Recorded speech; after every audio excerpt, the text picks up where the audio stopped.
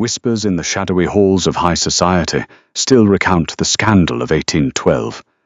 A destitute gentlewoman vanished without a trace, carrying the unborn heir of England's most feared aristocrat. 5 years later, a chance encounter in a rain-swept coastal village reignited a dangerous obsession that history tried to bury. Historical archives, specifically the recently unearthed diaries of Lady Henrietta Ponsonby, reveal that the winter of 1812 was unforgiving both in its bitter frost and its vicious societal manoeuvres. At the centre of the London Ton's fascination was Atlas Cavendish, the Duke of Rothermere. Atlas was a man sculpted from the very marble of his ancestral home, Rothermere Abbey. He possessed an intellect as sharp as a guillotine, and a reputation for cold, unyielding ruthlessness in both politics and business. He was not a man who loved. He was a man who conquered. Yet hidden beneath the glittering facade of Mayfair's ballrooms was a secret that defied all logic and reason. Her name was Catherine Kensington. Catherine was the impoverished daughter of a disgraced baronet, relegated to the humiliating role of a paid companion to Atlas's tyrannical aunt, the Dowager Duchess Agatha. Catherine was practically invisible to the elite, a ghost in faded muslin who existed only to fetch shawls and read aloud from tedious philosophical tracts. But she was not invisible to Atlas.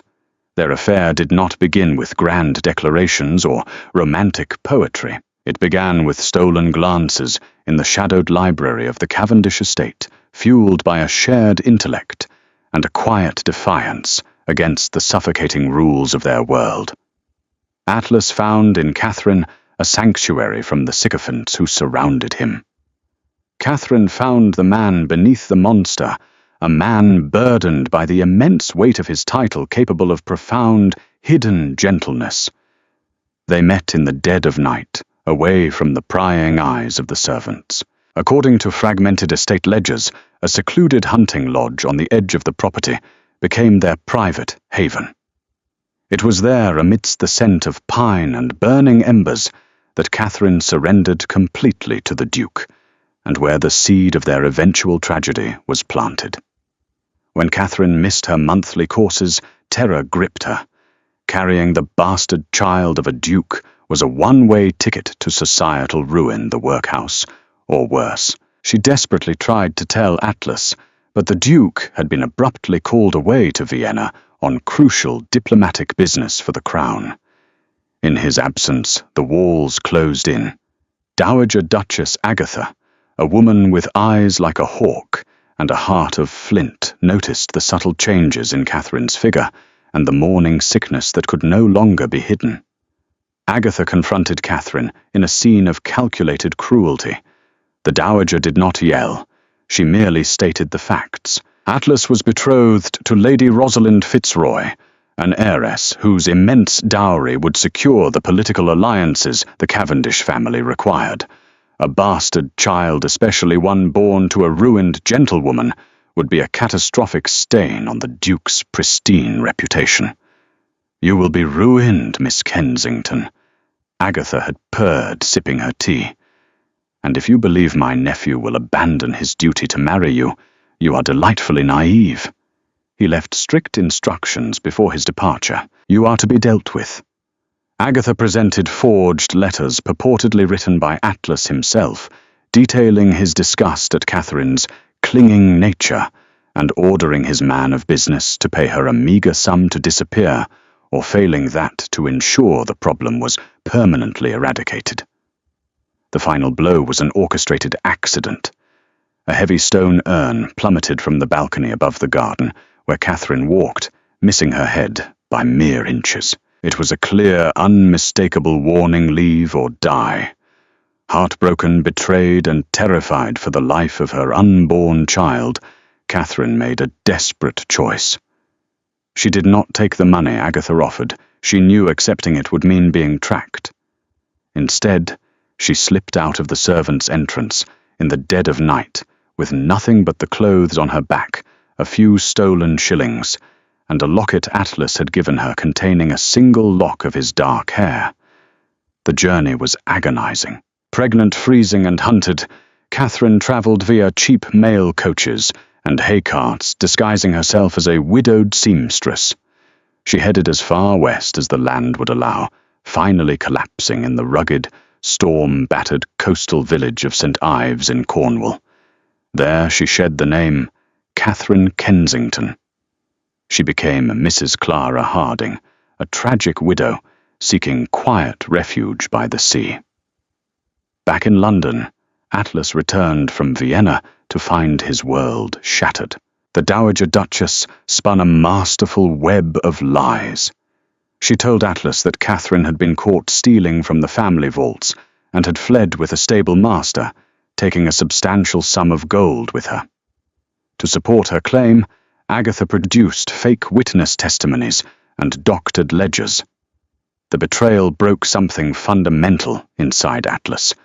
The man who had briefly learned to love retreated entirely behind his walls of ice. He became a terror in Parliament, ruthlessly destroying his political rivals and tripling his family's wealth through cutthroat shipping enterprises. He married Lady Rosalind, a cold, loveless arrangement that functioned more as a corporate merger than a marriage. He locked away the memory of Catherine Kensington, transforming his grief into an impenetrable, volatile rage. 5 years bled away into the relentless crashing of the Cornish tides. In St. Ives, Mrs. Clara Harding had become a respected, albeit quiet, member of the community. Catherine earned a meagre living, repairing fishing nets and teaching the local children to read. Her hands, once soft and pale, were now calloused and wind-chapped. Yet despite the harshness of her life, she possessed one beacon of pure, blinding joy, her son Leo.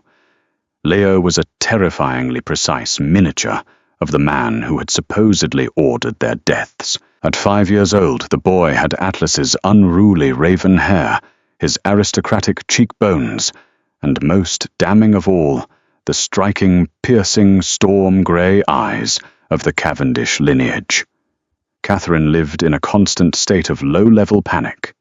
Every time a wealthy carriage rolled through the cobblestone streets of the village, she snatched Leo up and hid indoors, terrified that the Duke's assassins had finally found them. She told Leo that his father was a brave soldier who had died at sea, a lie she repeated so often she almost began to believe it herself. But late at night, when the wind howled around their modest cottage, she would open the hidden compartment of her sewing box, take out the silver locket, and weep for the man she still loved, despite the monstrous things she believed he had done. Fate, however, is rarely content to leave sleeping demons undisturbed. In the autumn of 1817, a massive merchant vessel belonging to the Cavendish shipping fleet ran aground on the treacherous rocks near St. Ives.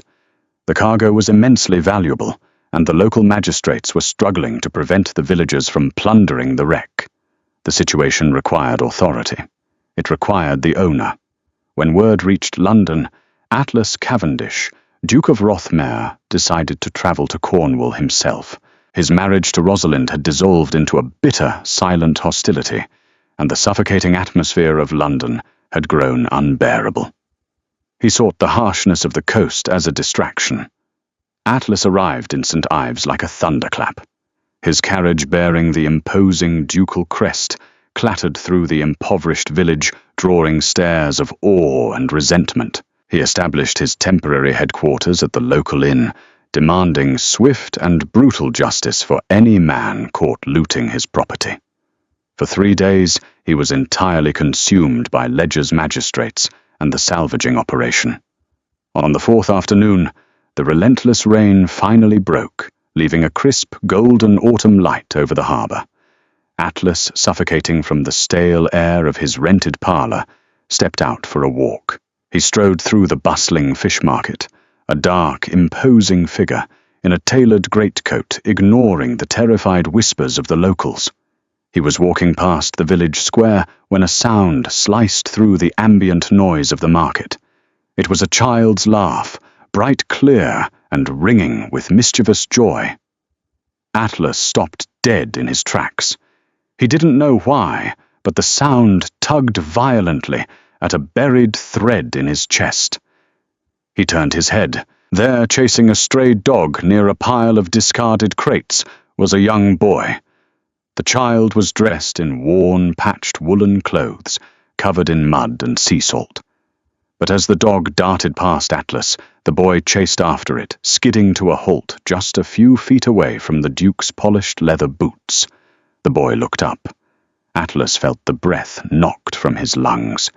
It was like looking into a mirror, reflecting his own childhood portraits, hanging in the shadowed halls of Rothmere Abbey. The unruly black hair, the stubborn set of the jaw, and those eyes, those unmistakable piercing grey eyes. "Watch your step, lad," Atlas murmured, his voice uncharacteristically hoarse. "Pardon, sir," the boy said, grabbing the dog by the scruff. He did not cower.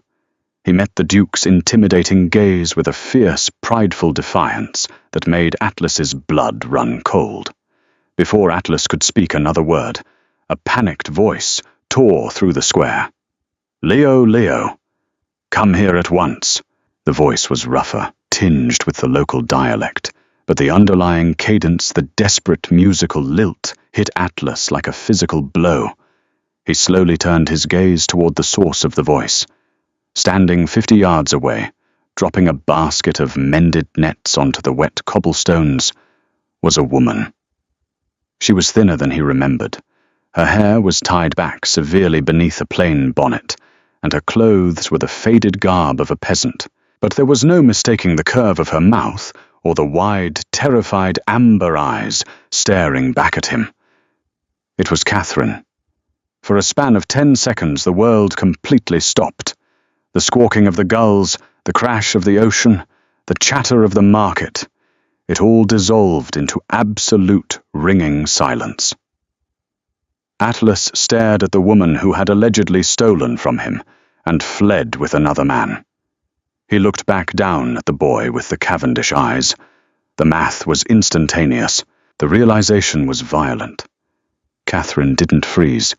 The maternal instinct to protect her child overrode the paralyzing shock of seeing the man she believed wanted them dead. "Leo, run!" she screamed, abandoning her nets and sprinting toward her son. She snatched the boy by the arm, her face pale as a corpse, and dragged him away from the Duke, fleeing down a narrow, winding alleyway, before Atlas could even command his legs to move. The betrayal Atlas had nursed for 5 years vanished instantly, replaced by a roaring, explosive fury of a completely different nature. She had taken his child. She had hidden his heir in the mud and the salt, while he had spent half a decade rotting in a loveless marriage, mourning a ghost. "Don't let them out of your sight," Atlas snarled to his stunned valet, who had just stepped out of the inn. Atlas didn't run. He didn't need to. He was a predator who had just found the scent of his prey after 5 years of starvation. He followed the path they had taken, his long, purposeful strides, eating up the distance. He navigated the labyrinth of narrow alleys, his heart hammering against his ribs like a war drum. He found the modest whitewashed cottage at the edge of the cliffs, just as the heavy wooden door slammed shut. He heard the metallic slide of a deadbolt sliding into place. Atlas did not knock. He did not announce himself. He raised his booted foot and kicked the door with such terrifying force that the wood splintered around the lock, and the door burst inward, crashing against the stone wall of the small parlour. He stepped over the threshold, his broad shoulders filling the doorframe, bringing the scent of the sea and an aura of absolute, terrifying power into the tiny home. Catherine was backed against the far wall, clutching a trembling Leo behind her skirts. In her trembling hand, she held a heavy iron fireplace poker, leveled directly at the Duke's chest. "Get out!" she breathed, her voice shaking but laced with venom. "Get out of my house, or I swear to God, Atlas, I will kill you myself." Atlas looked at the iron poker, then up at the face of the only woman he had ever loved. A cruel, humorless smile touched the corners of his mouth. "You can certainly try, Catherine," the Duke whispered, stepping deeper into the room and closing the broken door behind him. "But I assure you, you are never ever running from me again." Tension practically vibrated in the damp air of the tiny Cornish cottage. Atlas did not move toward the iron poker. Instead, he slowly removed his soaked leather riding gloves, tossing them onto a nearby wooden table with a heavy, deliberate thud. He kept his eyes locked on Catherine, studying the stark terror and fierce maternal rage etched into her delicate features. Behind her, young Leo did not cower. The boy stepped out slightly from behind his mother's skirts, his small fists clenched at his sides. The sheer bravery of the child facing down a towering, furious duke sent an unexpected shard of profound pride directly into Atlas's chest. "You stole from the Cavendish vaults." Atlas stated his voice, a lethal vibrating baritone that seemed to rattle the very teacups on the dresser. "You emptied my personal safe, absconded with a stable master named Thomas, and left a note mocking my foolishness. For 5 years, Catherine, I believed you were living a life of stolen luxury. Yet here I find you mending nets in the mud." Catherine's grip on the iron poker faltered. Her amber eyes widened, not with fear this time, but with utter, incomprehensible shock. "Stole from your vaults," she whispered, the color completely draining from her face. "A stable master, Atlas. What madness has poisoned your mind? Do not play the innocent victim," Atlas snarled, taking a single predatory step forward. "My aunt, the Dowager Duchess, caught you in the act. She possessed the ledgers, the missing gold, the witness testimonies from the household staff. I saw the evidence with my own eyes upon my return from Vienna." A bitter, jagged laugh tore from Catherine's throat. It was a sound devoid of any humor, carrying the weight of half a decade of suffering. She slowly lowered the poker, her arms trembling so violently she could barely hold it. "Your aunt," Catherine spat, her voice dripping with absolute venom. "Your dear devoted Aunt Agatha, tell me. Your Grace, did she also show you the letters you supposedly wrote to me from Vienna? The ones detailing your absolute disgust at my clinging nature?" Atlas froze. The storm in his grey eyes stuttered, replaced by a sudden, chilling stillness. "I wrote you no such letters." "Did she tell you about the man of business she sent to my chambers, offering me blood money to disappear to an asylum?" Catherine continued, her voice rising in hysteria, tears finally spilling over her lashes. "Did she mention the heavy stone urn that miraculously fell from the upper terrace, missing my head by mere inches while I walked in the gardens? She told me I was a stain. She told me that if I didn't leave the bastard child I carried would be permanently eradicated, to protect your betrothal to Lady Rosalind." The temperature in the room seemed to plummet by 20 degrees. Atlas stood completely paralyzed, his formidable intellect rapidly processing the horrifying implications of her words. "Assassins." Atlas breathed the word, tasting like ash in his mouth. "I left with nothing," Catherine cried, gesturing wildly to the impoverished state of the cottage. "I rode in freezing hay carts. I slept in barns.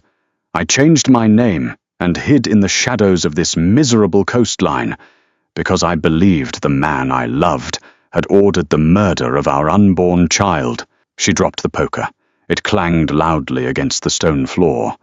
Catherine sank into a rickety wooden chair, burying her face in her calloused hands, her shoulders heaving with silent sobs. Leo immediately rushed to her side, wrapping his small, muddy arms around her neck and glaring up at Atlas with pure, unadulterated hatred. Atlas felt as though the floorboards had suddenly vanished beneath his boots. The grand, impenetrable fortress of rage he had built around his heart for 5 years shattered into dust. He looked at the woman he had loved reduced to poverty and terror. He looked at the son he had never known, a boy who should have been raised in the opulent halls of Rothmere Abbey, currently wearing rags and defending his mother from his own father. It was a masterclass in manipulation. Dowager Duchess Agatha had played them both flawlessly. She had eliminated a threat to the family's bloodline and orchestrated a highly profitable marriage to Lady Rosalind, all while ensuring Atlas's political rise, fueled by his cold-hardened demeanor. Atlas slowly sank to one knee, bringing himself down to eye level with Leo. The boy didn't flinch. "I didn't send those letters," Atlas said, his voice stripped of all its ducal authority, leaving only the raw, agonizing truth of a broken man. "I didn't send assassins. I swear to you, Catherine, upon my life, my title and my very soul. If I had known you carried my child, I would have burned London to the ground before I let anyone harm a single hair on either of your heads." Catherine looked up through her tears. She searched his face, the harsh lines around his mouth, the deep shadows beneath his eyes, the absolute, unguarded devastation in his expression. For the first time in 5 years, she did not see the ruthless Duke of Rothmere. She saw Atlas and Rosalind, Catherine whispered softly. "A business arrangement," Atlas replied, his jaw tightening. "A hollow, bitter cage. We have lived in separate wings of the estate for 3 years. There is no love, Catherine. There never was." Atlas stood up, his towering presence filling the room once more, but this time the aura of violence was entirely gone, replaced by an immovable, terrifying protectiveness. "Pack your things," Atlas commanded softly. "Atlas, we cannot."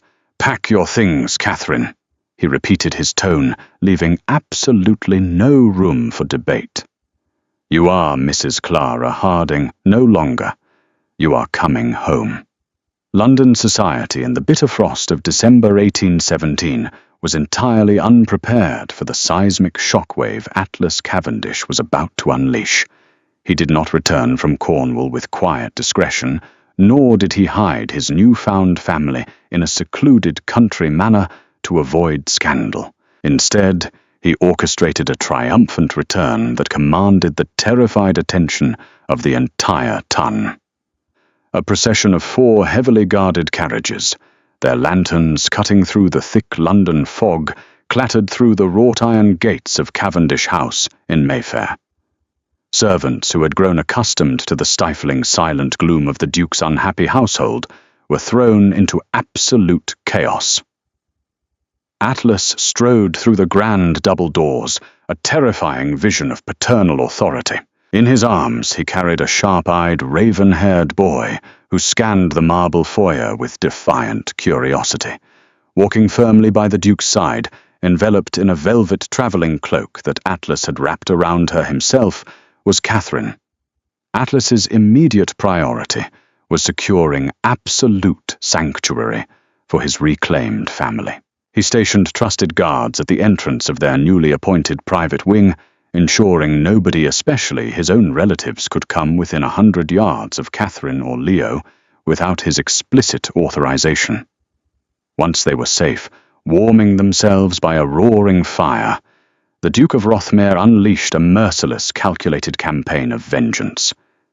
His first target was the architect of his 5-year agony, Dowager Duchess Agatha. Atlas found his aunt holding court in the opulent blue drawing room, entertaining the wives of several prominent politicians, including the notoriously loose-lipped Lady Jersey.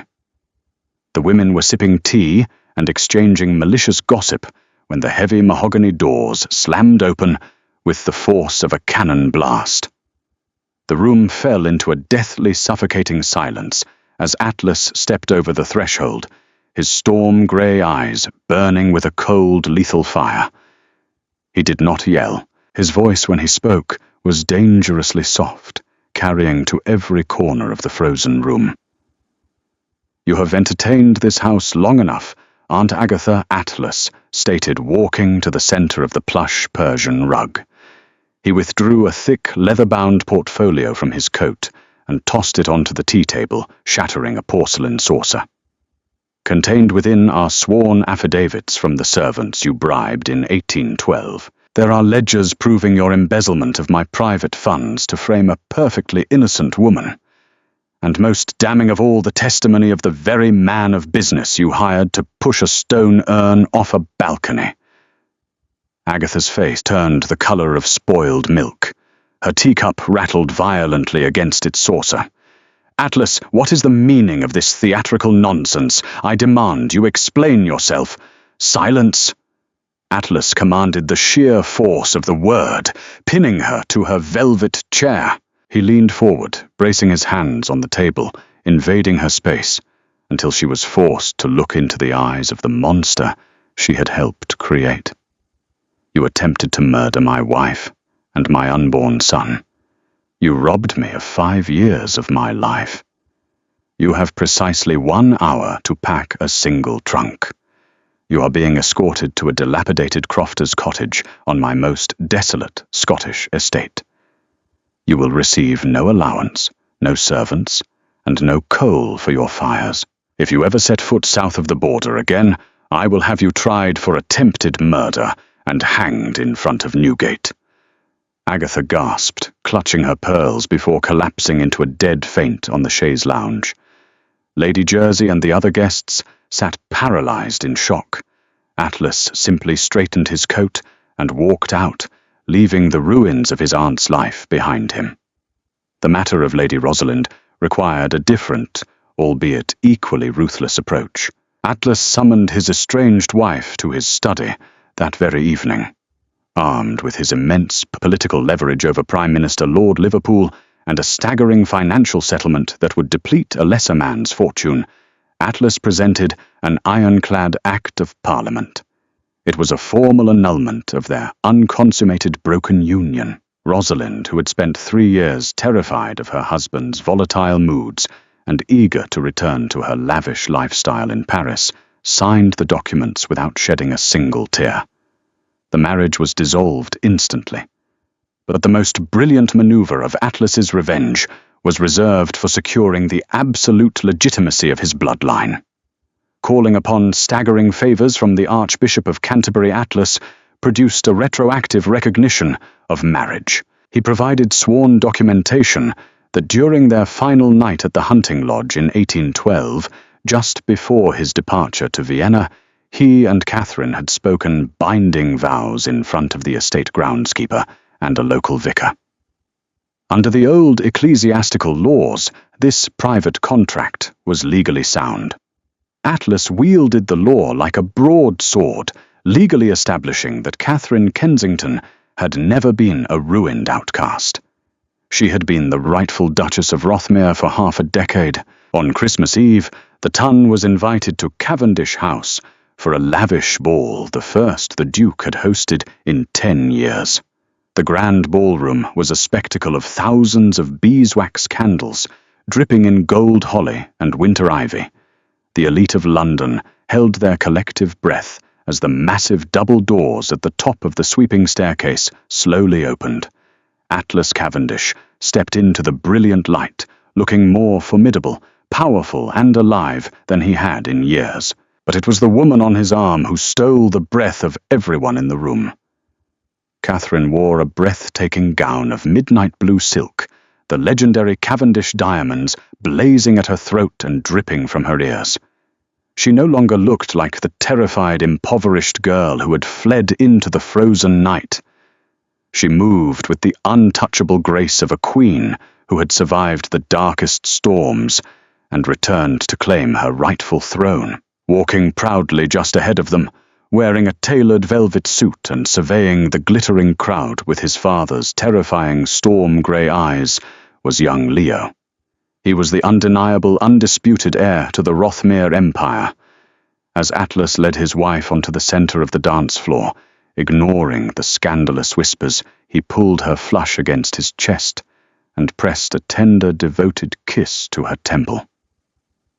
The Tun finally understood the truth. The ruthless Duke had not just found his stolen child.